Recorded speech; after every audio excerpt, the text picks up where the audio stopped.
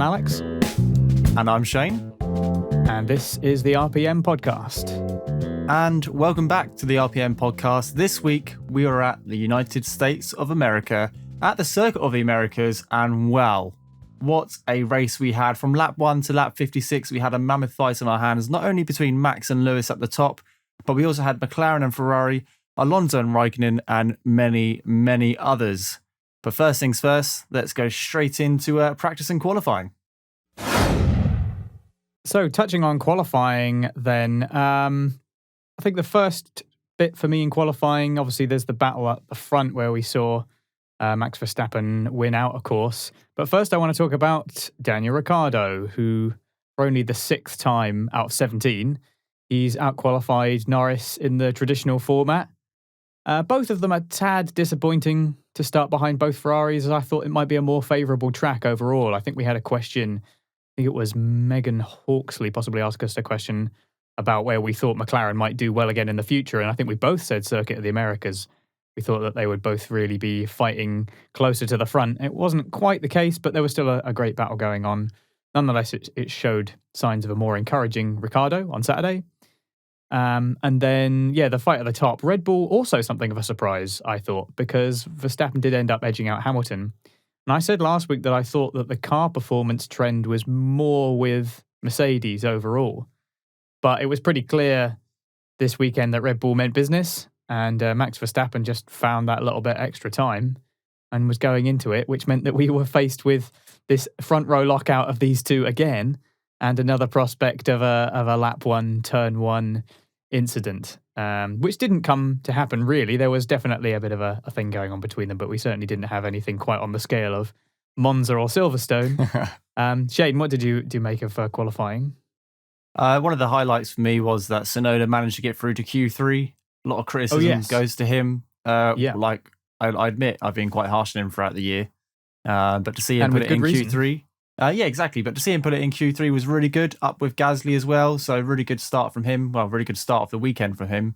I'm not sure how it really panned out for Tsunoda. To be honest, I wasn't really paying attention of him. Stroll out of qualifying in Q1, not exactly where Aston Martin want to be. It was just unfortunate timing, but he didn't put the lap together, which was just not very good. And rain in the pit lane. How close were we to mega drama at the end of qualifying? What was already an excellent qualifying session, because we had these top two teams fighting it out through thousandths of a second to try and beat each other. It went down to the final lap, the final run, and we were just waiting for Max to cross the line. But we had rain in the pit lane, and it just wasn't enough. It just wasn't enough. If qualifying was maybe 5 minutes later or 10 minutes later, we might have had some drama towards the end of Q3. But actually, I'm happy with the result. It was a great qualifying session, but I just thought that could have spiced it up ever so slightly.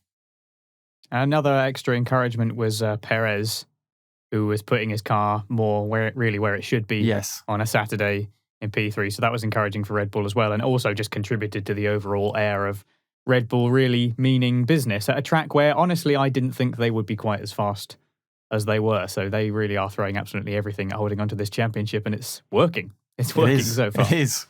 So, and it's making for incredible entertainment. I don't really have much more on qualifying. I thought that overall there weren't too many big surprises. There wasn't too much that came out of it, really. It was just a good old-fashioned push into the end. Yeah, it just goes to show that we don't need these sprint qualifying sessions, because actually real qualifying is just as good. And if we get more sessions like that, there's no need to change it at all. Yeah, I'm still unconvinced by it. We've got one more coming, haven't we? Is it Brazil? In Brazil. Are they doing another one? The track where you can't overtake. Yeah, I still don't quite understand it, but it is what it is for now. It's as long as they're not doing it every race, I guess that's some small mercy for me personally. Watch this space where they double it next year. It just seems like a distraction to me, and I've said before that I'm not really convinced of its need, really. But it's not necessarily awful, but it's not really adding that much. And I don't have a problem with the format. So no, it's good as it is, and there's no need to change it. Right, what do you want to move on to after qualifying then? Okay, what do we think about two-stop strategies? Personally, I absolutely love them, and it made this race so much more dynamic. It provides so much more opportunities for drivers and teams alike to capitalise on the race and misfortunes. So I don't know. I mean, if everyone's watched a race who's listened to this, then you obviously know what I'm talking about. It was a 2-stop race. We had multiple people driving for the undercut, the overcut. Had a couple of drivers who spun or damaged their front wing at the early stages during the race. And if it was a traditional 1-stop race, they would have been going to the end of the race on a set of hards. But it wasn't this traditional 1-stop race. So actually, by them boxing earlier, yes, they still were at a disadvantage, but they were always going to box again. So they managed to get back into the flow of the race. They weren't at the back of the pack trying to chase the tails. It was more manageable, which I think is just brilliant. I loved this race. And I think mostly it's because it was a 2-stop race. We don't see them very often, but wow, what strategies. We had strategies everywhere. Cars boxing left, right, and centre. People going on to mediums when other drivers went on to hards and vice versa. I mean, it was just crazy. It was so good. I absolutely loved it. What do you think? I'm inclined to agree. I think that we've talked before about them introducing various things like sprint qualifying to possibly introduce a bit more randomness to a sport that clearly has like a hierarchy in terms of car performance. And those little bits of extra bits where you emphasize the team sport and the need to get it right at every single stage, including pit stops, that impacts your final performance as well as obviously the performance of your car. I think that 2-stop strategies are a really good way to do that within the race. I do see the point of view that says that they should just start on a set of tyres and have something where they can push the entire race and just have it be pure, unadulterated racing. But it emphasises the team sport element with the pit crews. I really like the coming in really fast pit stops, like 2 seconds. That sort of stuff is great fun to see who can nail it down to the last millisecond. I rather like that myself. And yeah, more interesting strategies overall.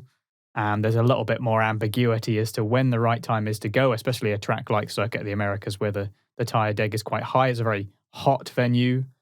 It's kind of similar to Bahrain in some ways, it seems, in that you have this pretty fast track with high deg in great heat. So yeah, I agree. I do like the 2-stoppers, and we saw some good strategies and some sort of unsung strategies as well that yielded some good results that we can touch on later. So that's it. You're praising the 2-stop strategy. That was it. I just wanted to, we don't really talk about strategy as in we always talk about the 1-stop, but it was a 2-stop race and we don't get many of those a year. So I just wanted to see where you're at.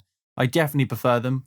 And I think we should be encouraging like softer tyres so we can have like the cars going as fast as they can to do like these sub 2-second pit stops, coming in and back out again on another set of like mediums to try and go as fast as they can. I'm fed up of seeing cars boxing on lap 10 going onto the hards and going to the end of the race.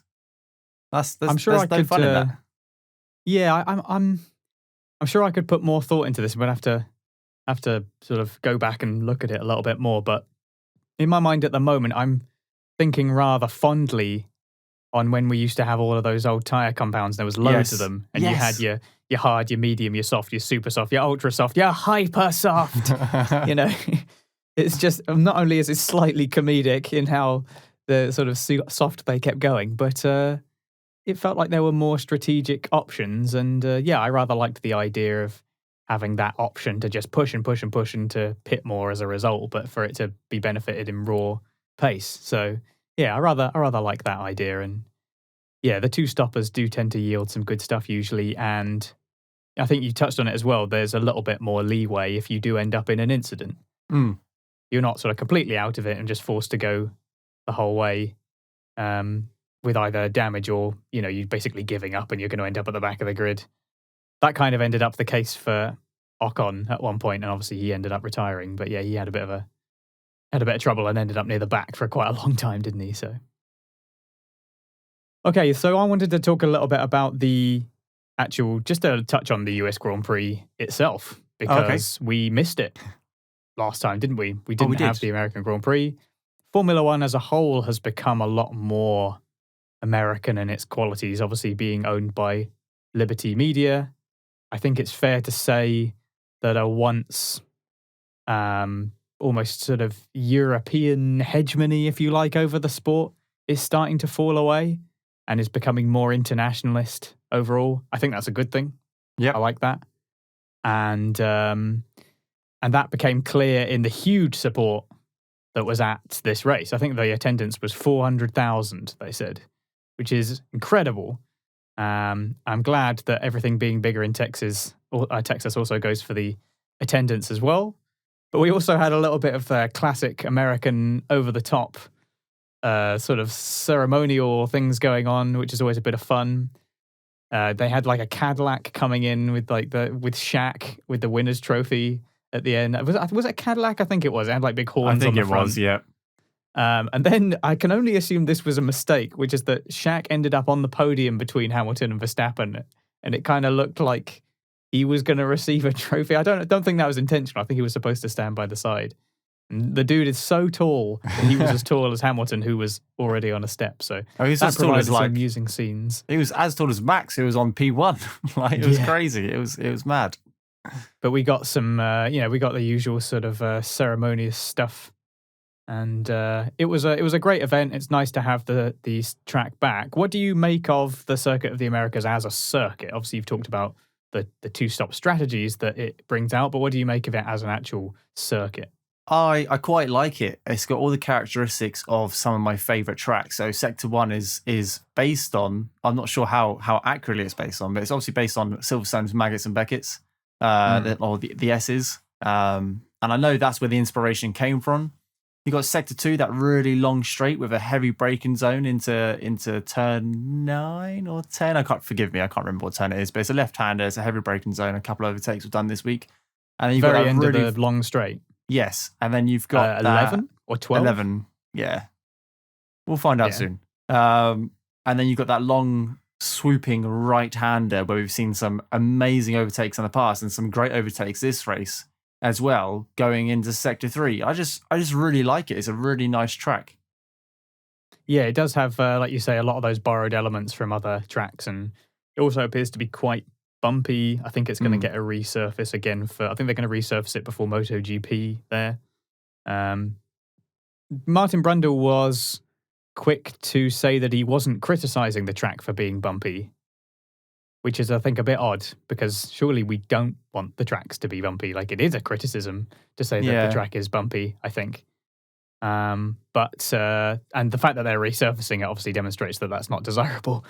So, I'm not sure what that was about. But yeah, it's a cool circuit. It has all these borrowed elements. They come together to form a slightly interesting take. There's quite a few overtaking opportunities, but quite a few teams might also complain about the nature of the track causing damage to their cars because they've already had to remove a few curbs. Yeah. You saw the curbs to turn 1 when you go out wide there, they all got removed. Last time we were here, we saw the it must have been 2019. Was it Vettel who went over that crest, like turn 6 or something? Yes, like broke his suspension. Broke his car. Yeah. And that looks like that happened to Gasly as well, I think, and possibly to and Alonso and Ocon both had similar issues, something to do with the rear or the rear wing. So it's a track that possibly causes some mechanical issues, like Singapore Sling all over again. I mean, if they kept it on the black stuff, they probably wouldn't be breaking their car. Yeah, that's true. Yeah, they do like to throw it over those curbs quite a bit. So yeah, there's got to be, I guess there's got to be some blame appointed to the drivers and teams as well. But it's an interesting circuit. They're going to have another American race next year, yes. I believe, in Miami. That's going to be more of a street circuit. It's going for a stadium, I think. Oh, okay, cool. Very similar to Mexico. Understandably, the US is getting sort of a greater presence on the calendar, which I think makes sense. It was a great atmosphere. It was a really good atmosphere at the track. What do you make of turn 1 and the 33-meter incline? I think it's fantastic. Yeah, so do I. I think it's brilliant. It's a really unique way to start a race. It just wouldn't be the same if it was level, would it? It just wouldn't be... No, it would be boring. It wouldn't work. And it's a really big incline as well. Like it's a considerable thing. It's a very interesting way to start a race. To start with a big swoop upwards, and there's loads of space on the inside. But then, of course, the corner is quite sharp. It's very easy to not have enough momentum going through. And if you go out wide, you end up in this runoff. And there were some pretty big curbs to threaten you there, and they've obviously been removed. So, yeah, it's a good little flashpoint. I quite like it. Great turn 1. Drivers can brake so late going up that hill. It's crazy. They're approaching that hill at 170 plus miles an hour, and they can almost bring that car to a stop within 50, 60 meters. It's because of the incline. It's crazy when you think about it. This just shouldn't be possible, but I love it. I love it. Yeah, so just a big shout out to the US Grand Prix in a whole. It's nice to be back. Right, what's next? What's next? Right, let's talk about... What should we talk about?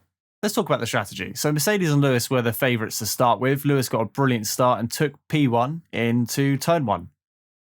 Fantastic. And like you said, it was wheel-to-wheel racing, bold move, no contact, which was quite nice. And no one was forced off the track entirely. I think Max went wide on his, by himself, got a bit of understeer and went wide. But nevertheless, both of them went clean into turn 2, which is what we want to see.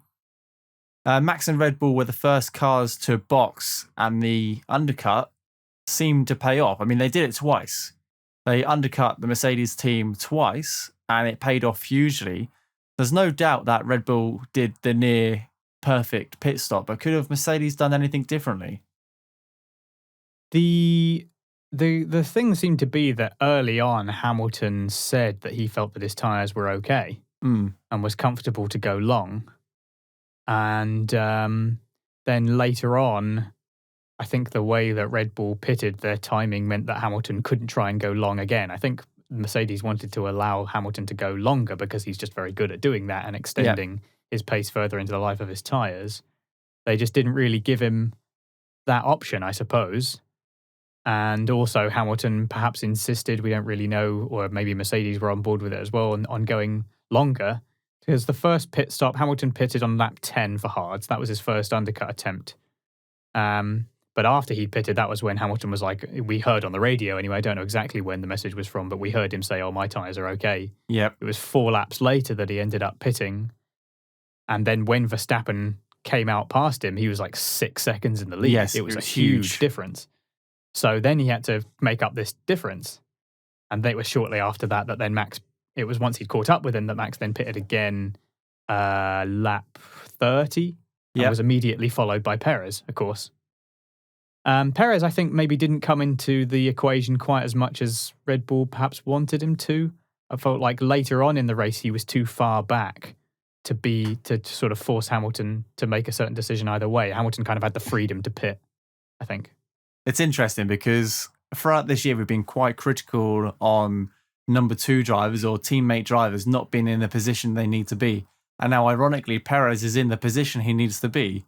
But P3 is great. But like you said, he was 15, 20 seconds off Max Verstappen. I think Max boxed, came out, overtook Perez on the back straight, the one I mentioned earlier. And then Perez boxed that lap. And I was like, okay, that's interesting. Perez is doing a great job. And obviously he didn't have his water bottle from the start of the race as well. So he was trying very hard throughout that whole race. I can't imagine how physical it would be.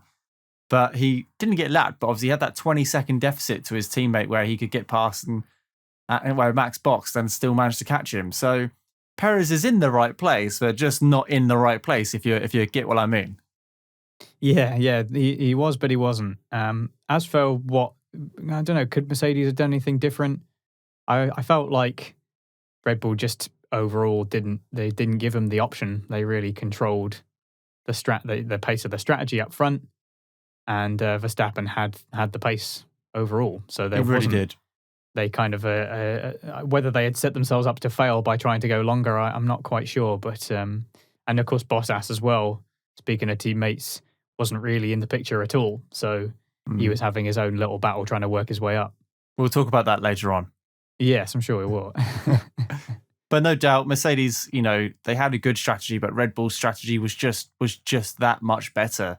It was just perfect. And like you said, Perez really didn't play into the hands of that Red Bull strategy. He was just there cruising around in P3, really thirsty, whilst Max and Lewis battled in the along the track. But yeah, Mercedes. For a Mercedes track, this is what I love about this year.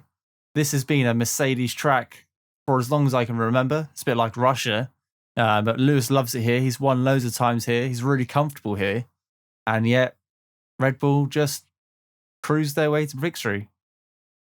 It must have been really galling for Perez going around the track seeing all those massive signs saying, when you drive, never drink. Yeah, he's like, I'm not drinking, trust me. That must have been really quite irritating. Well, I'm going to add on to that then. I'm going to talk about the battle of the wingmen, seeing as it kind of ties into what you're saying. Okay. Since we started doing this sort of talking points format that we started in, when did we start it? It was the beginning of the first one. It wasn't Bahrain. It was the second race of the year. We decided very intelligently to do a big format change the second episode of our new season. Obviously, things very, very well thought out here at Race Per Minute. But yeah, since we started doing these talking points, we've had some topics come up most races, right? Which is great. And this is one of them, the sort of battle of the wingmen that has emerged from this championship. Well, kick us off, Shane. What are your thoughts on Perez and Bottas in comparison this weekend? Okay, I've got a little bit of a paragraph here, and then I'm sure we'll talk about this for a good 10 minutes, because it's getting to the point in this championship where it matters now. The battle of the wingmen, it really does matter. Well, it's always mattered.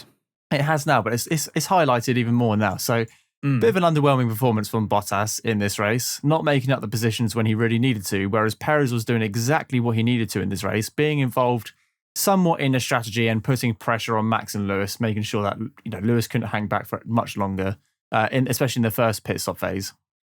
Now, if you had asked me at the summer break whether Red Bull would have been able to catch Mercedes in the Constructor Championship, I would have probably said no, because you've got Hamilton and Bottas who are quite comfortable and not on each other's pace, but Bottas can do a decent job on the right weekend. And then you've got Max and Perez, and he's allowed to be a little bit slower because he's in a brand new car. Is it this year? Is this his first year in Red Bull? Perez? I think so. Yeah. Yeah, it is, isn't it? Yeah. This is his first season there. Yeah? So we're allowed to, he's allowed to be a little bit off Max's pace because it's his first year in a brand new car, etc., etc. But now with 5 races to go at the end of the US Grand Prix, there's 23 points separating Mercedes and Red Bull. 23 points. That is it. That has come down so much over the last 4 races. It was like 50, 60 points, and now it's just one race. It's a DNF for one of those drivers, and Red Bull are leading both championships. Now, the point I'm trying to get to is, how important now, how much more important is it now that Bottas starts performing at the role he needs to perform in and in the place he needs to perform in? Because Mercedes, as it stands, risk losing both championships.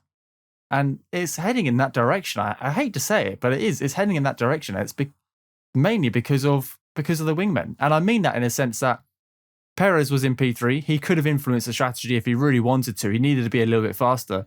But Bottas, despite the penalty, but this year we've seen him drop down in the grid due to poor starts or not making his way through the grid when he's received an engine penalty. And that's really impacting Mercedes. So what do you do? It's not good. Yeah, I'd like to head off any potential thoughts of Bottas maybe not caring much because he's not going to be in a Mercedes next year. Oh, if that came across at all, then I apologise. That's not what I was trying to... Not from you. Okay, good. Not from you, but anybody who might be feeling that way about Bottas. Because personally, I think that he's more of a professional than that. Yes, absolutely. And I don't think it would do him any favours to behave in such a way. Nobody wants a driver that's going to behave like that. So I don't think that's it at all. I think what we're seeing is just, as I've, again, that same thing that I always said, like, this is just what Bottas does. Like this, what we're seeing is what he does. I don't think much has changed because of that Alpha announcement at all, if anything. But looking at Bottas in this race, he really seemed to struggle at the start, like you said. He lost out to both Alpha Tauris right at on the first few laps when he really needed to quickly overturn the deficit from his component penalty. Started P9, obviously, because of that. I did find myself wanting Bottas to overtake Sainz for P6 on about lap 50 because that meant that Ferrari would score fewer points relative to McLaren. That was the only time that I was kind of rooting for him, if you like.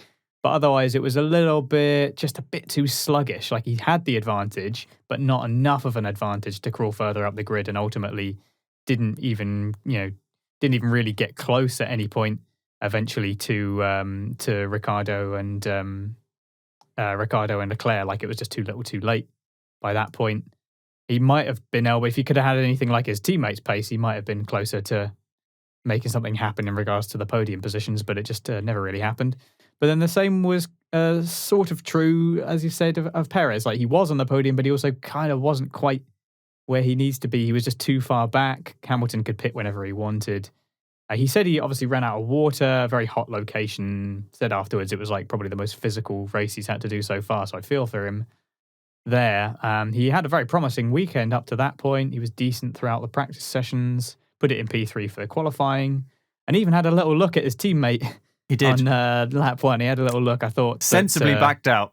Yeah, very, very sensibly backed out. But when it really mattered for the outcome of the race, he was kind of out of the picture. But that said, back-to-back podiums for the second time this season, I think.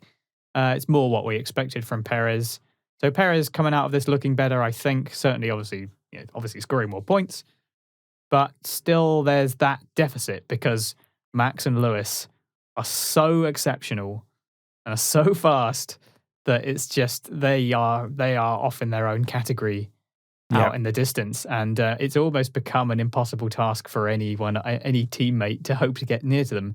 Maybe that will change next year with George Russell at Mercedes. We'll see. But the cars are changing as well, aren't they? So and the cars are changing, so it's just another factor to muddy the waters a little bit, but it certainly makes things very interesting. Yeah, the Battle of the Wingmen continues to be fascinating, kind of too close to call. Yeah. But very, very interesting to watch. And, it's interesting that I tweeted a couple of times yesterday that I was like, Lewis and Max are in a different league. They are in a different spec formula to everyone else. Like Perez was 42 seconds off P1.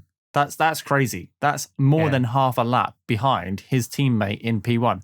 Bottas, for all it's worth, was 80 seconds off P1. He was almost lapped, and he only started 30 meters behind him on the starting grid. And I know there's traffic, and people say that this track isn't really great for overtaking, but there's some heavy braking zones, turn 1 being one of them. Well, actually, no, forget that. We saw loads of overtakes this race. Back in 2019, it was the third most overtakes in a race apart from lap 1, which so goes to show that you can overtake here. But for some reason, Bottas just doesn't really feel comfortable pulling off these moves. Bottas is more of a get into the lead and defend kind of driver than a try and overtake 4 positions or trying to get into the win kind of driver. But yeah, to be 40 seconds off your teammate and then to be 80 seconds off your teammate, that's not good. It's just crazy where these drivers are. And it's just Hamilton and Verstappen. It's just in a different league. They really are. And it's really highlighted this race. It was such a clean race as well. It was really clean. Yeah, definitely no shortage of overtakes at this circuit or this event. So I don't think that's is a problem with the track there. And his fastest lap was, it was about 1.8 tenths or thereabout slower than Hamilton's fastest lap. So when Hamilton was really pushing, there was a significant difference between the two of them. So yeah, it was still a big deficit there, and I don't think that's a surprise. I don't think anyone should be surprised by that. Bottas was also running new engine parts as well. Like I know this is his sixth ICE, I believe, this year. I'm not sure the ins and outs of why he's now taken 2 penalties in the last 5 races, hasn't he? Which isn't great, and obviously it's not. Bottas clearly doesn't like getting 5 place grid penalties and starting halfway down the grid, but he's got fresher parts. So, in simple terms, he should be able to push for harder and for longer, and has that reliability. But he just doesn't seem to make that moves. He gained 3 positions in this race, and that just seems a bit underwhelming. Yeah. Right, where are we going next, Shane? Should we talk about McLaren and Ferrari? Because we had some great TV footage. We'll get into the points in a minute and what it means for the championship. But I don't know did you watch the race live? Yeah. Yes. Lap 1, you had 2 McLarens going down that back straight. One on the left-hand side of Carlos Sainz, one on the right-hand side of Carlos Sainz, swamped them into turn 11 or 12, whatever it was. Beautiful footage, absolutely fantastic. And I was like, this is the Ferrari-McLaren fight we've been wanting for the majority of this year. You mentioned a couple of podcasts ago that we keep on having either McLaren in 4th and 5th and then Ferrari in 8th and 9th, and there being cars in between, and we don't really get to see them battle each other on track. But this race we did, and it was magnificent. It hurts that Ferrari came out on top as McLaren fans, and I'm sure you'll touch on that in a minute. But what a race. And surprisingly, or not, and I don't mean this in a rude way, but Daniel Ricciardo was at the front of the McLaren team, really trying hard to push forward. Where did he finish? Was it P5? I believe Ricciardo finished. Yes, it was, yeah. Yeah, Ricciardo finished in P5 and Norris in P8.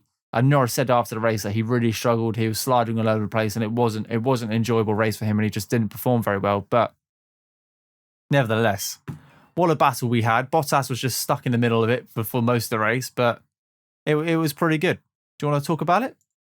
Yeah, so this is another one of our repeating topics, of course. It is, yes. It keeps coming back. Glad to have it back. McLaren just about holding on to that P3 spot, aren't they? Because Ricciardo was encouraging. Norris was, kind of unremarkable but dependable. Sainz was pretty feisty, but fell a little bit short, I think, and was a bit hard done by his poor pit stop that Ferrari did for him. But Charles Leclerc was just on a completely different level to the previous three. I think that he had such impressive pace. So he kind of wasn't really a factor once the race got going because he was so much further ahead and Ricciardo wasn't really getting near him. There was a fantastic battle on lap 1 between them against Sainz. I thought both of them were going to try and overtake Sainz into turn 12. Ricciardo also eventually had a great overtake on Sainz.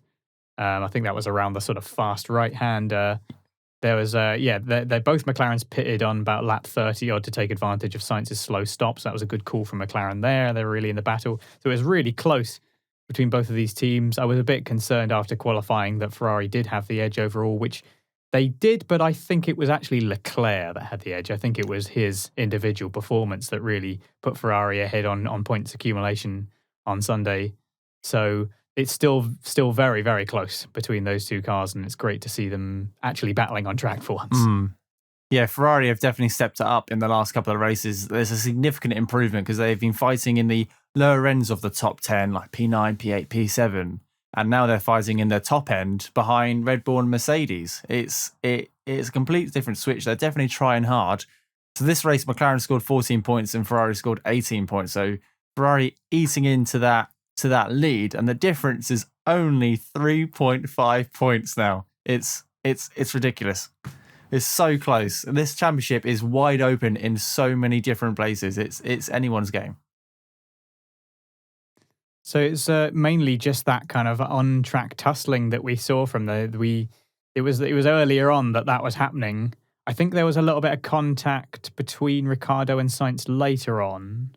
Yes, there was in sector 3. I think it was a rear tyre which clipped Sainz's rear tyre.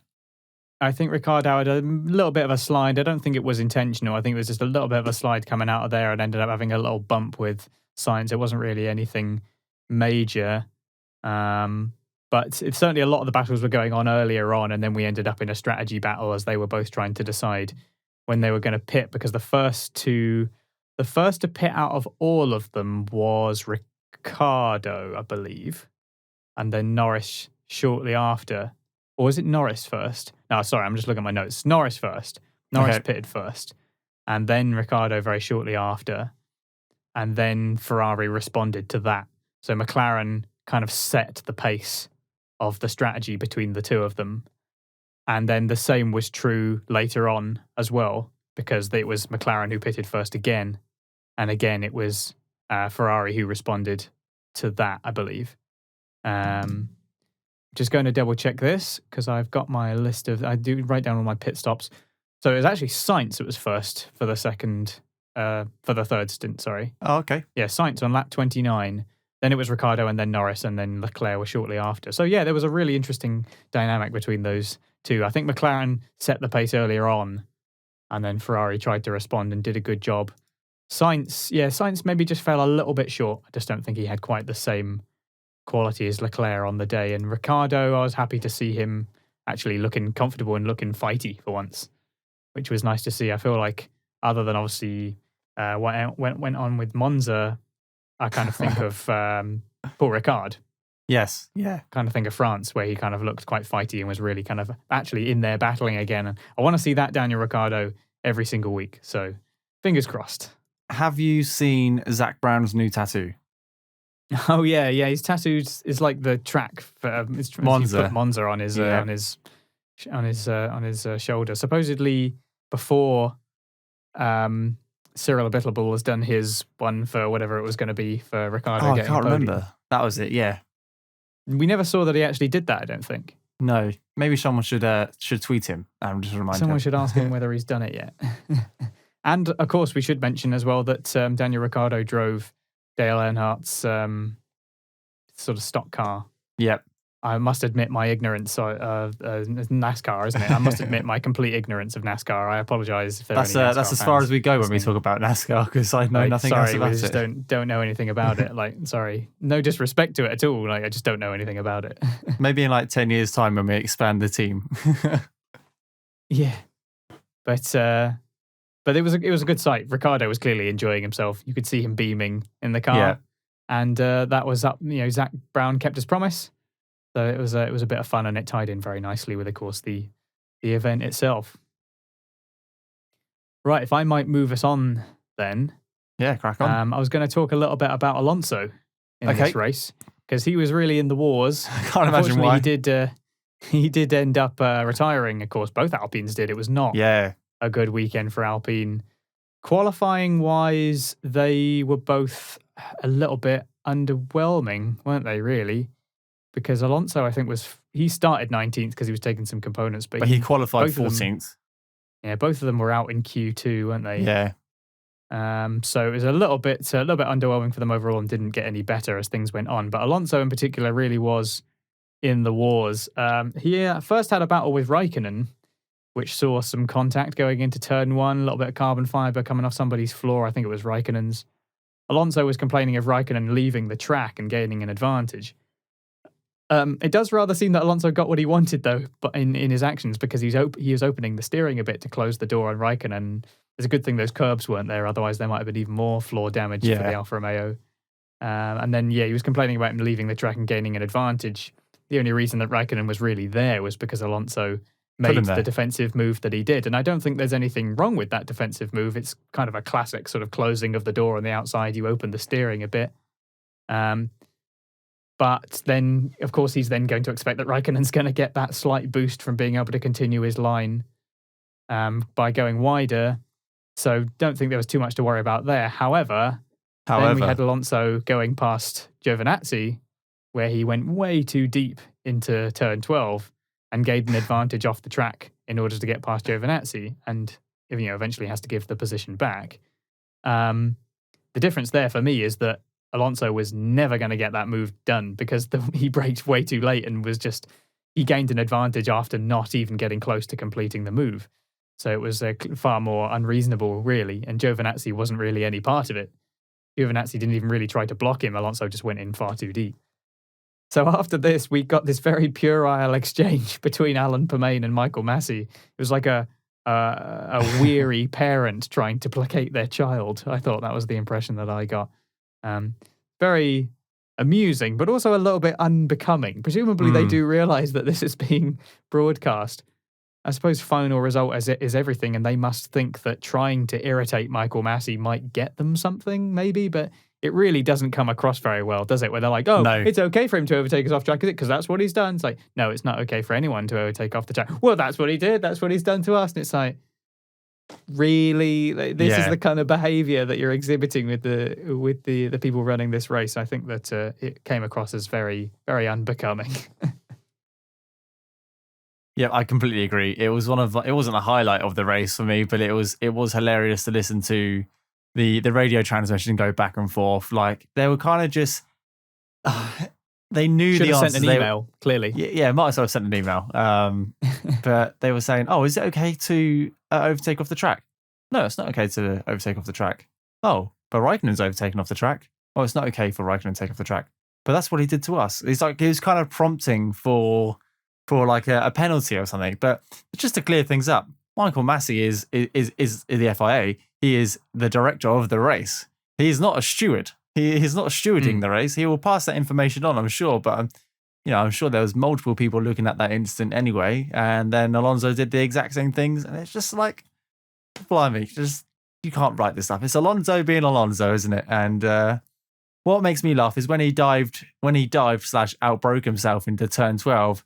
The radio transmission came up and it was like a yes.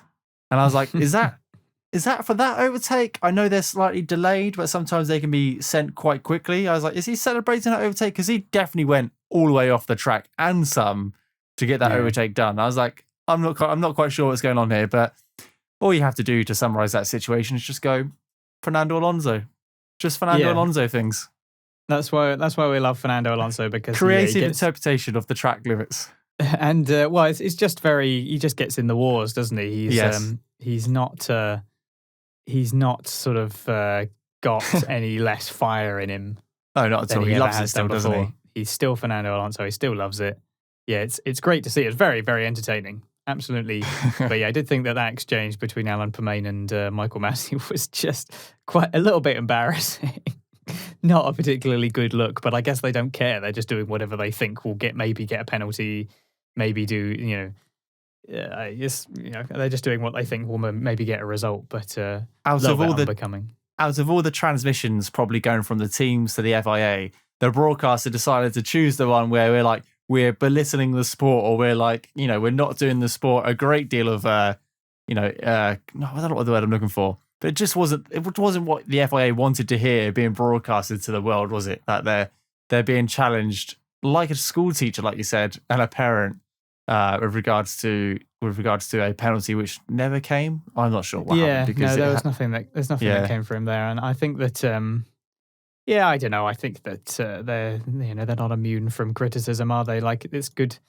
It's good fun to hear them do this. I think that's why we like the FIA radio. I do love the FIA radio. It's quite eye-opening to the way that they're speaking to one another, and it's added a whole new dynamic, and it just adds to the drama. And it is funny. I do enjoy it. In fact, I think I was just about to go into my kitchen to grab a snack for the second half of the race, and as I saw that, you hear that ba-dum, or that radio transmission box come up, and I was like, oh, hold on a second. This is going to be juicy. I know it is, because every time this radio transmission box comes up, it's usually something good, and it's between the FIA and Alpine. So this is going to be good. So I stopped what I was doing, listened to the radio, then went to go get myself a snack and enjoyed the second half of the race. But yeah, I do really enjoy them. All right, anything else you want to I've got nothing left for the race. I'm looking forward to the view from the stand segment. Yeah, we've got a few this week, so let's jump straight to that.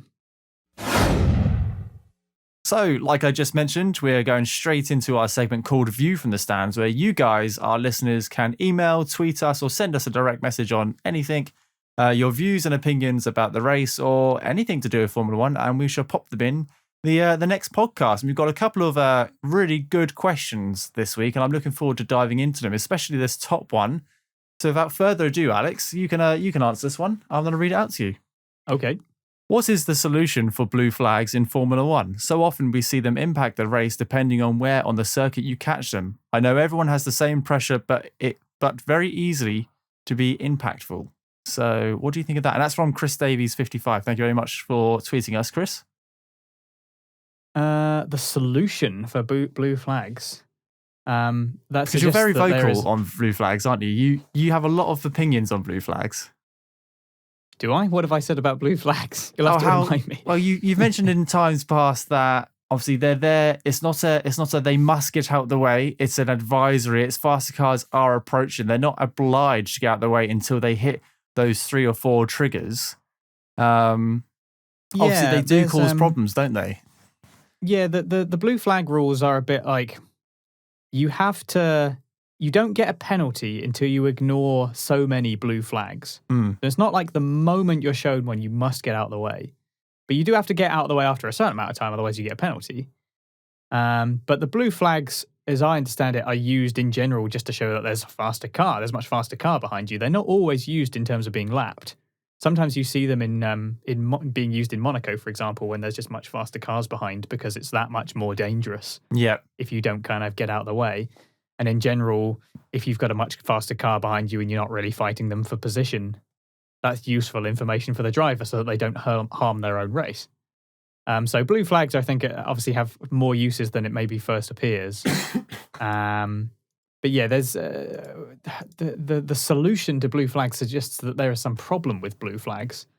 And I'm not sure how you can fix this problem of them impacting the race because, of course, they will. So what's the alternative? You ask such slower cars to just park up. Like, what I get what you mean. What can you do? Like, I'm not sure. It's a good question because blue flags do impact the race, and obviously it does depend on where the circuit you get them. You're not always able to immediately move out of the way. And as I've said before, like with the incident with Mazepin and Hamilton in Turkey, where it was wet and Mazepin maybe felt that leaving the racing line in that particular corner in order to let Hamilton past not only was not necessarily a risk penalty-wise because he still had some time to let Hamilton go past and there was a long straight following, but also he may not have wanted to leave the racing line. He may have considered it more risky and might have lost the car in doing so. So it's very hard to say how you might do that differently. I think ordering cars to immediately move out the way might actually, in some instances, prove more dangerous. Yeah, true. So it's a tough one. Good question, though. So I'm going to expand on this ever so slightly. Cast your mind back to yesterday, as we're recording this on a Monday. It's lap 55 out of 50. Oh, no, it's the 56th lap. Nope, correction, it is the 55th lap. And Lewis and Max, or Max and Lewis, are going through Sector 3, and Schumacher is the next lap car. And he was a lap car. He probably was shown more blue flags than what was shown on TV because Max was right behind him going into turn 12. And Schumacher didn't get out of the way until the penultimate corner. But by doing so, held up Max through Sector 3. However, then gave Max DRS into the straight. So do you think, in your own opinion, did Max win or lose with regards to that lap car? And did that impact the race at all, in your opinion? It's hard to say without seeing the exact timings and whether or not he actually gained or lost time overall. I'm not sure. I'm not sure exactly. I think the FIA puts the point at which the blue flag is activated at something like a second or 1.2 seconds when you're behind that car. That's the point at which they start waving the blue flags. It's sometimes possible that a car gets within that distance and then at some point maybe they fall out of that distance. Yeah. And possibly the blue flags stop being shown. I don't know whether that's the case here. I would have to see the timings to see whether or not it made a difference.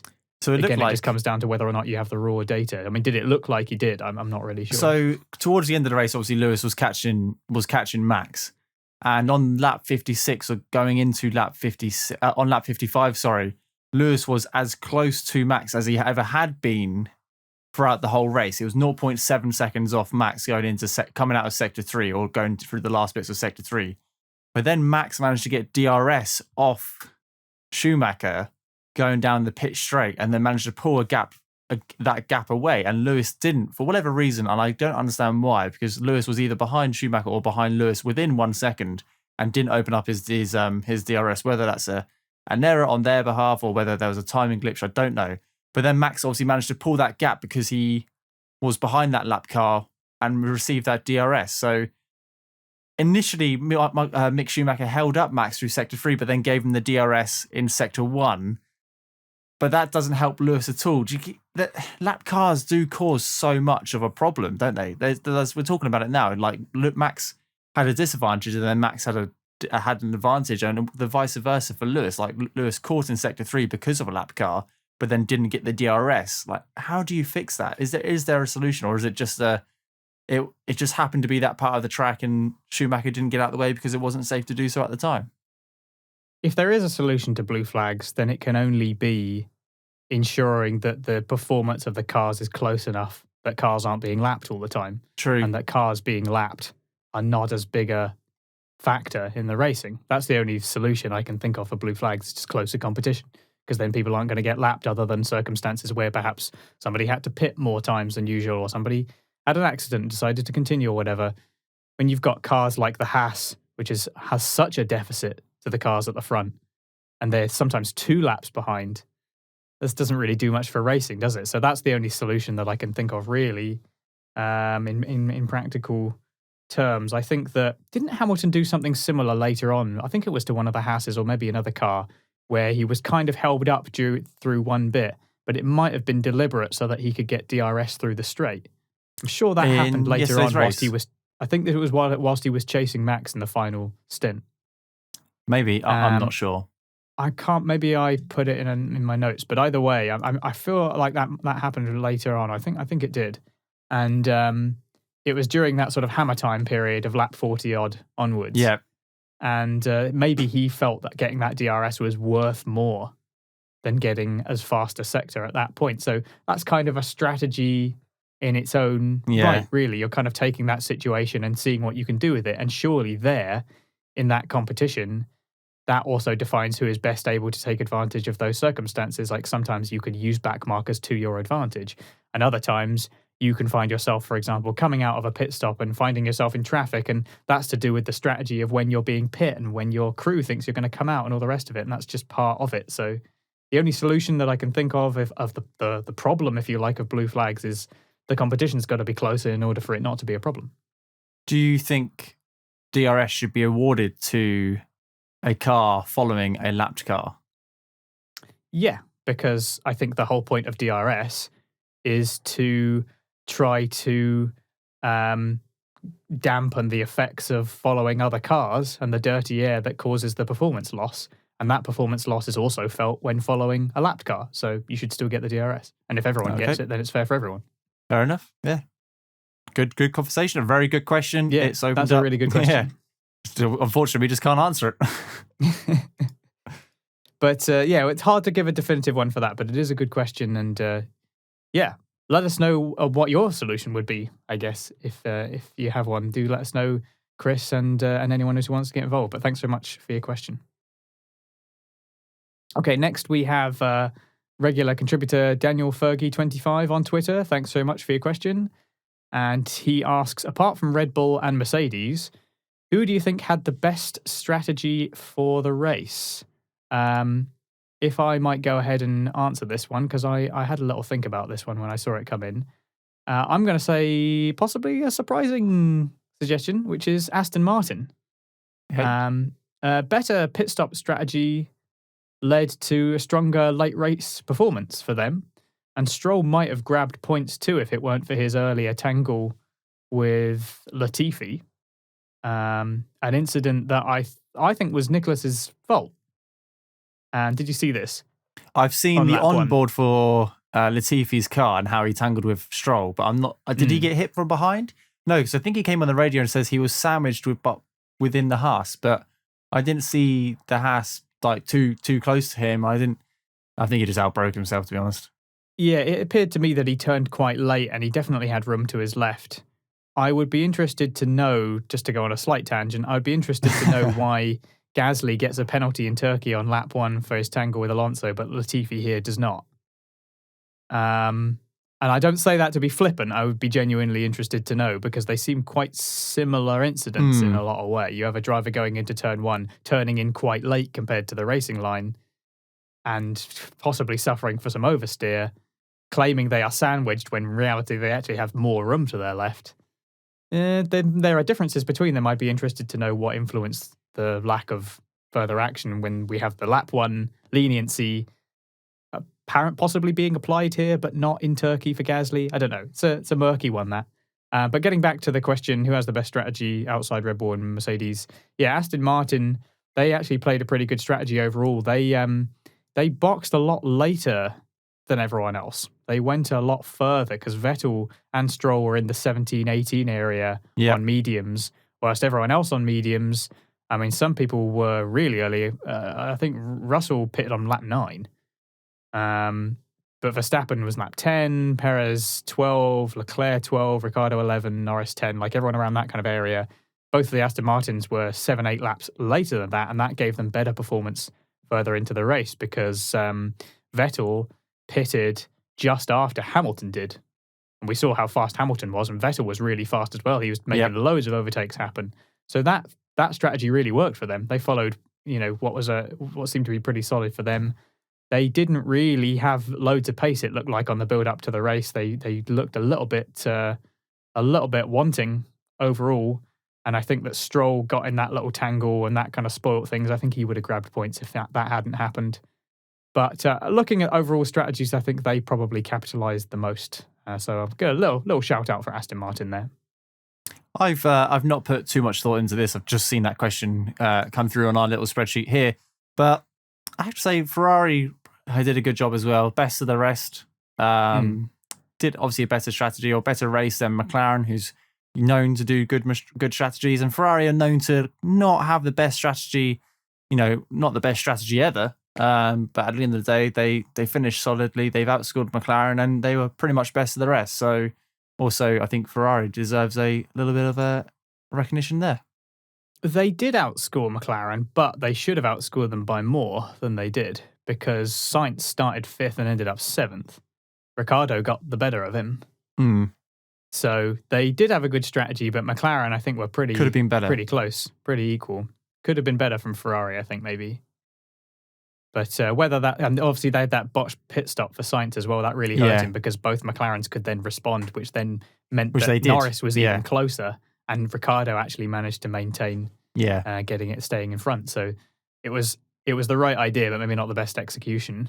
And I think McLaren actually dictated the pace a little bit more overall. But it can't be denied that points-wise they did outscore them. And Charles Leclerc had a fantastic performance in particular. But thanks very much, Daniel, for your question. Good to hear from you. Who's next? Next is Riley Gale 33 has also tweeted us on Twitter. Thank you very much for getting in contact. And the question is, was that a title-deciding race, or at least a race to prove Max is good enough to be a world champion? I like these questions because they're quick and easy for me to answer. Was it a title-deciding race?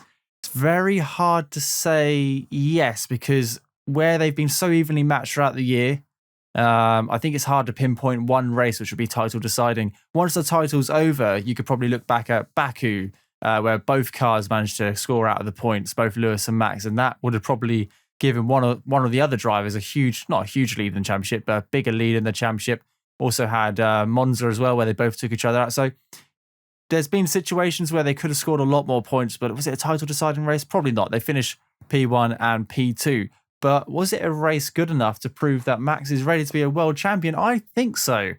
Max is a really interesting driver. We've seen him in Formula 1 now for 5 or 6 years. I actually can't remember. He started off very young. And it's been really nice to see him start his career in the Toro Rosso, as it was, and now as a world championship contender. Actually, he's leading the Drivers' World Championship, and he's matured so much over those amount of years. And if you'd asked me last year, is Max a championship contender, or is Max driver championship material? I would have said he needs to mature a little bit. But actually, towards the rear end of this season, he's really showing everyone how deadly serious he is about winning this championship, to the point where he's come out in media and said he's not going to lose any sleep whether he wins the championship or not, because he's doing the best he possibly can. And that in itself is the persona of someone who's calm, cool, collective, got all their thoughts with them, and is really happy with the performances he's putting in. It doesn't matter if he doesn't win the championship, because he's doing the best he can, given the machines he can. And today's a perfect example. He had the car, and he performed superbly. He didn't put a foot wrong. It was incredible to watch. And I find it hard to say, because I'm British and I love the British drivers. I mean, I'm a massive Formula 1 fan, but I'd like to see Lewis get his 8th and then retire, to see someone else have a little bit of have a win or two. Well, we know he's not going to retire. Well, we know he's not going to retire, but even get his 8th, and then someone else can step up and start winning Drivers' World Championship.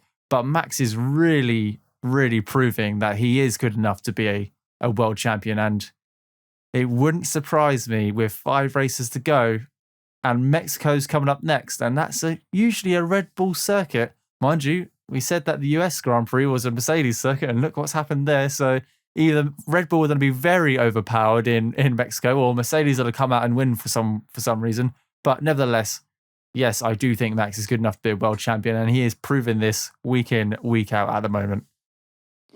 Yeah, I, at risk of being overly pithy, I'm going to have to say in response to the first part of the question that they're all title-deciding races. That's what I mean, yeah. I don't think it's fair to say there is a single title-deciding race, because they all matter.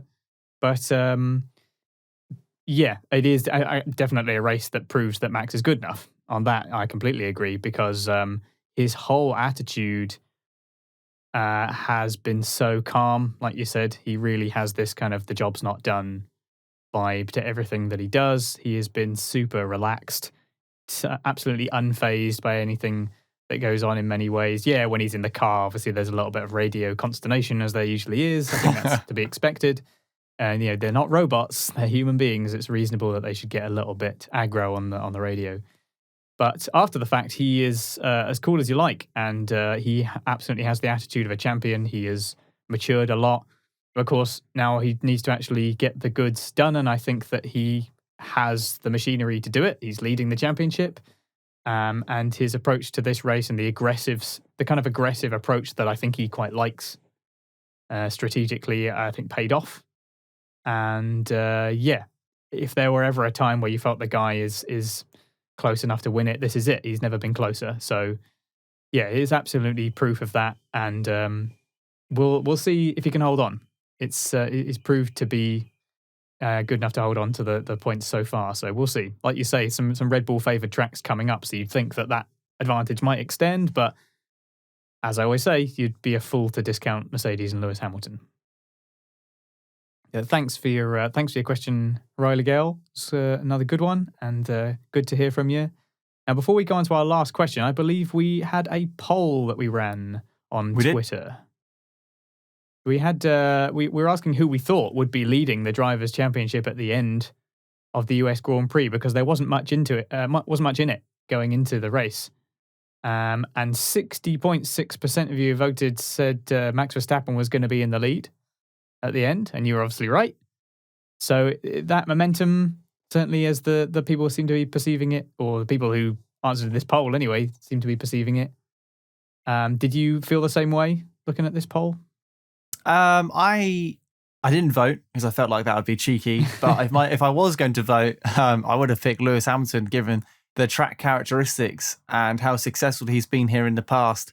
And looking at practice with them dumping their suspension and how fast they were along the straights, I really thought Mercedes had it this weekend. And then as soon as he took turn one, I was like, I said so. I said he was only winning this, and then as soon as the pit stop phases happened, I thought, what is happening? Like, how are you 6 or 7 seconds ahead of Mercedes every time you pit stop? It was crazy. I mentioned time and time again, I'm a Lewis fan, but I'm more of a Formula One fan. And this 2021 season is one we're never going to forget. It's so good. And I can't wait for the next couple of races. It's going to be incredible.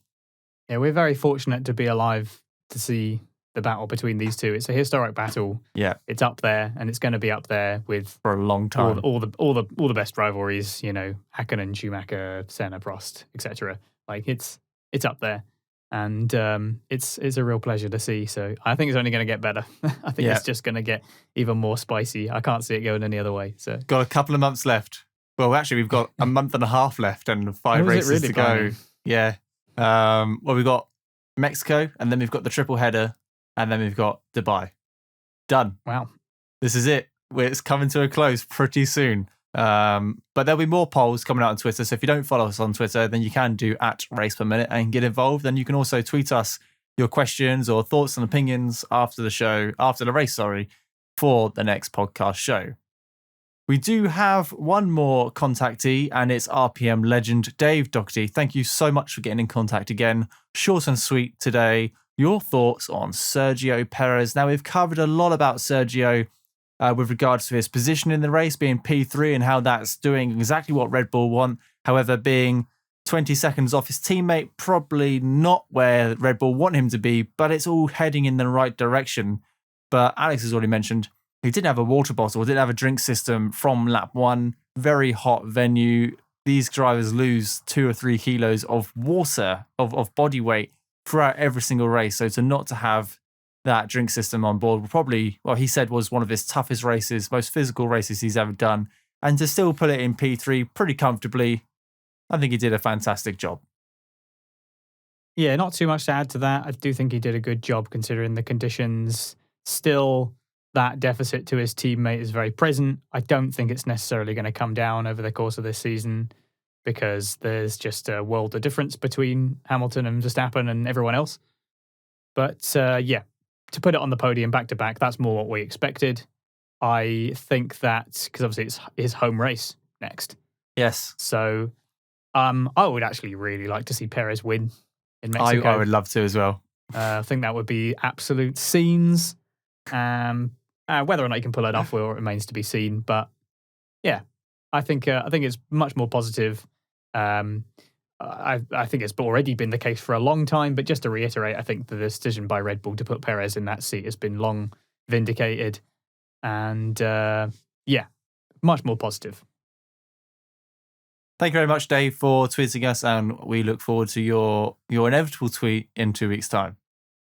Yeah, we come to expect it every week now, haven't we? You don't get legend status without that, basically. Exactly. So. But thank you very much. Thanks again. Yeah, cheers. Okay, now we come to driver of the day and championship standings. Shane, you told me before we started recording that you actually have a driver of the day. I do. Ready to go. Yeah. So I'm going to let you jump in first on this one. Who are your defining performances of the weekend or of the Sunday? Sorry. So we had a couple of great performances this Sunday. I need to get back out of the championship standings and go back onto the race results. There we go. So Perez and Leclerc are standout performances for me. Leclerc doing everything he possibly could do to get that Ferrari keep it in P4. He had a bit of a lonely race, but managed to just kept it on the track, didn't make any mistakes, and kept it in P4. He's not off the pace when you can consider that he's only 10 seconds behind one of the Red Bulls, but 52 seconds behind the leader is a little bit slower. Ricciardo stepped it up this weekend. Not quite Monza standard, but he stepped it up, beat his teammate, which doesn't happen very often in qualifying and on track. So definitely a foot in the right direction. And Tsunoda actually bringing home 2 points as well after a very difficult year for him. Good to see him bring in a couple of points. And where did Gasly finish? Oh, he didn't finish. He DNF'd, yeah. Yeah, so it's good race for Tsunoda. And like you said, Vettel also, due to the strategy, managed to bring home 1 point. So a couple of really good performances this weekend. But my driver of the day, my personal driver of the day, is Sergio Perez, because multiple podiums, and he's done that a couple of times this year. And I know it's driver of the day, and I've just pratted on about his podiums throughout the whole year. But without a drink system, a really demanding track, kept it in P3, somewhat helped with the strategy. He's doing everything he possibly can to keep that Red Bull seat. Obviously, we know he's got it for next year. But given that Red Bull's a little bit up and down with their drivers at the moment, they have been known to be a little bit up and down with their drivers. I think he's doing an absolute stellar job. Max and Lewis are in a different league, but my personal driver of the day is Sergio Perez. Just a great performance with limited resources with regards to the water, and great job. Yeah, I also agree. Leclerc, like you mentioned, had a very impressive performance pace-wise. I think if that Ferrari was mechanically on par with the Red Bulls and Mercedes, he'd have been up there fighting for the win, I reckon. I'm going to go with Sebastian Vettel, though, who was flush with great overtakes all the way through. There's a reason why he has more overtakes than anyone else on track this season so far, and that he was able to make them happen. He combined his calm racecraft with a great strategy from Aston Martin to nab a point from P18 in a car that really did not look to have much authority on the timing sheets during the build-up to Sunday. I think quite a few of his moves are missing from the broadcast, sadly. A lot of them were. Because of their rather insipid insistence on showing unrelated famous faces on screen whilst there's a race going on. But I digress. Sebastian Vettel, driver of the day for me. I think he really had quite an underrated drive to grab a point, and Aston Martin were a little bit weak and wobbly pace-wise, but they had a good strategy for what they had, and it could have been much more if Stroll hadn't had that tangle with Latifi. But individual performance, Sebastian Vettel for me. And of course, the actual driver of the day was Max Verstappen, which I can understand why that was a clear vote, because he started second, won the race, and pretty much dominated every leg of the weekend. It was pretty phenomenal. No, he started first and won the race, didn't he?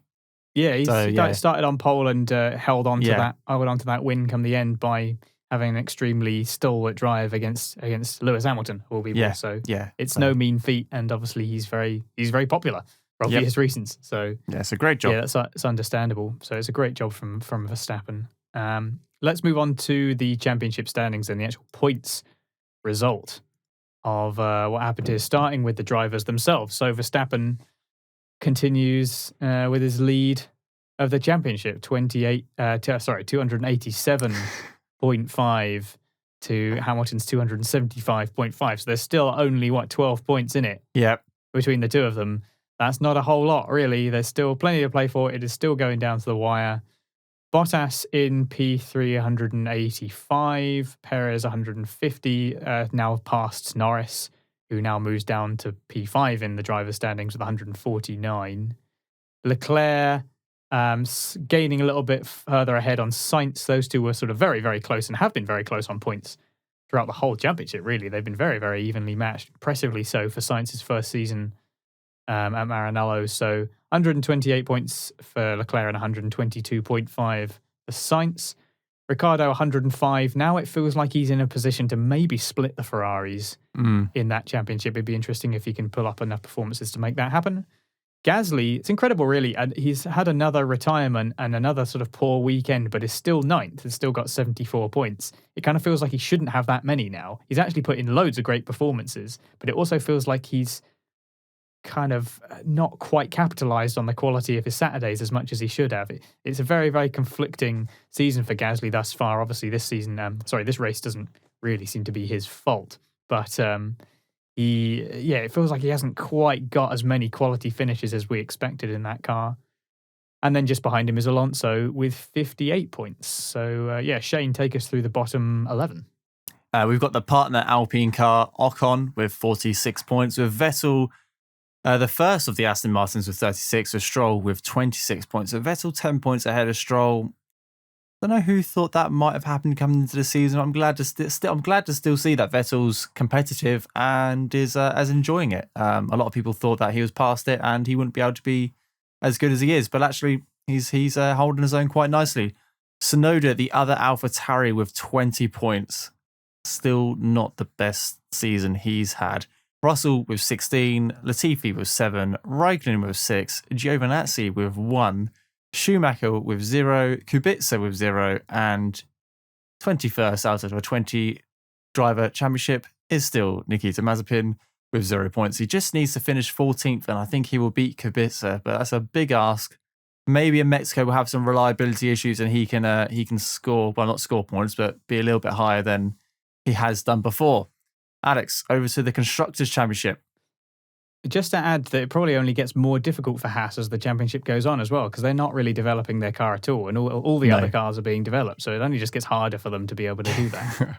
Unfortunately, the same old suspects at the bottom as I'm sure it will be. So the Constructors then. So Mercedes leading the Constructors, 460.5. Red Bull with 437.5. So that gap is come down. It's coming down. 23 points. And like you say, there's a race win and a DNF somewhere in there, or even just, it clawing it back. It feels more likely than it did, obviously, as it would do, and the point comes down. That Mercedes performance trend, I feel less sure about it now. But we'll have to see if they are able to maybe turn the tables in Mexico like we felt like we saw here at Austin, because it did feel like it was going to be advantage Mercedes, and that wasn't quite the case. McLaren are holding on to P3 for now.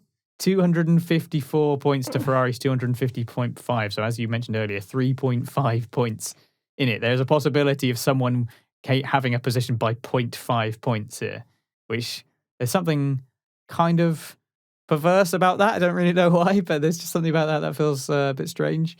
Alpine have broken through already to their 100-point mark, but didn't make any inroads at all this weekend. No, they didn't, because they obviously had a double DNF, something wrong going on with their rear ends, apparently. Dare I ask? 104 points for them. And Shane, let's take a look at the bottom 5. AlphaTauri with 94 points. Aston Martin with 62, picking up a couple of points today. Williams not changing anything. I think they've had all the luck they're going to have this year, and maybe we'll see. Maybe we'll see 1 or 2 more points as reliability comes into play. But 23 points is a great haul for Williams this year, and I don't think they're expecting it coming into the 2021 season at all. So they should be very proud. Alfa Romeo with 7 points and Haas with 0 points. Do you think Alpine might be able to hold on to P5? That seems to be the sort of the remaining battle as you come down the table. I feel like they're mainly relying on Tsunoda doing more of what he did today, because Alpine, they do have these weekends where they just seem to be rubbish. They had a double DNF this time. They've had weekends before where they've come to play and just nothing's happened. They've just been stuck in like P14 or something the whole race. AlphaTauri, it feels like they should really quite comfortably be able to make some inroads there, and yet it's not quite happened. Gasly not finishing with as much consistency as we might think he would, and Tsunoda has only just started really showing signs of maybe doing some battling and scoring some points. Like we've seen him holding off Lewis Hamilton. We've seen him this week scoring some points. It feels like it's still, P5 is still potentially on the cards for AlphaTauri, I think. I think we've got 3 great battles here: Mercedes and Red Bull, McLaren and Ferrari, and Alpine and AlphaTauri. And it's anyone's game. Like, any one of these teams could be finishing above the other. I think for the bottom 4, it's status quo. They're not going to be going anywhere. Aston Martin don't have enough points to challenge AlphaTauri. Williams and Alfa Romeo and Haas, I just don't think they're going to pick up many points, if any, for the remaining 5 races, unfortunately. But it's still very exciting. Both championships, very exciting, very close. Yeah. And there we have it. The post-race discussion for the United States Grand Prix. Thank you very much for listening. Send us your thoughts or questions to us at RacePerMinute on Twitter, or you can get in touch with us at raceperminute.com or commenting below if you're watching on YouTube. If you've enjoyed the episode, please give us a rating or a like. Like we mentioned every single week, this podcast popularity is driven by an algorithm which nobody understands, so the thumbs up or a rating really does help us tremendously. Every time we get a thumbs up, I just get a little warm feeling inside my heart, and then I text Alex, and he's like, "Good." But yeah, keep all the positive feedback coming. It's great to hear from you. If you like what we do, then please consider subscribing for more wherever you get Race Per Minute, whether that's on YouTube, Spotify, Apple Podcasts. I think Amazon have got something going on now. I don't know. But YouTube and Spotify and Apple Podcasts is where most of you watch and listen to us. So if you could subscribe and follow us, that would be amazing. And if you really want to support the show and help keep the quality content coming and receive some lovely rewards, you can do by donating as little as £1 a month at patreon.com/raceperminute. That's it for the United States Grand Prix. It's good to be back. We haven't been there for a couple of years. The last time we went there, I think Kimi Räikkönen won a race. So that seems like a very long time ago. It probably was. 2019. It was in 2019. A lot's happened since then in those 2 years. The world has changed a lot. I don't think Kimi's won a race. He is not. Not since then. We're moving on to Mexico in 2 weeks' time, a track which Max Verstappen's had a lot of success at, and Red Bull have been quite good. Who knows what's going to happen? Alex, if you were a betting man, who's coming out on top? Or who do you think the performance is with in Mexico? McLaren, Mercedes, or Red Bull? Well, fortunately for my financial situation, I'm not a betting man. But if pushed, I think I would just go with the conventional wisdom at the moment and say that Red Bull should be sitting fairly pretty there. I think it's hard to say with Mexico. It's an unusual track because it has that ridiculously long straight. And it's so high up as well, isn't it? The elevation of the track is but it's also really high up, which affects the way that the cars behave, and then it has that one really long straight, but the rest of the track is quite windy, and it's not really, you don't think of it as being like a fast track. It's quite a short lap. It's quite an unusual track. So I think I would go with the conventional, the sort of received wisdom, if you like, of Red Bull doing better here for now, and can only hope that Mercedes might prove us wrong in order to get some exciting battles on track. Because even if the Red Bull do really well, I don't think anybody wants to see one car just walk off into the distance. There's no denying that as much as you can applaud the achievement of somebody who's able to do that, it's not all that entertaining. So we want to see this go down to the wire, don't we? That's what we're here for. 2021, it would be a perfect end to the season if it went down to Abu Dhabi and we were racing for both constructors under the floodlights. That would be amazing. Only 5 more races to go. Yeah, I can't believe it's that close to the end. All good things, though, as they say, must come to an end. So do hope that you join us again for the next episode, and do keep getting in touch on social media and email and all the rest of it. And we shall see you next time. Thanks very much. See you next time.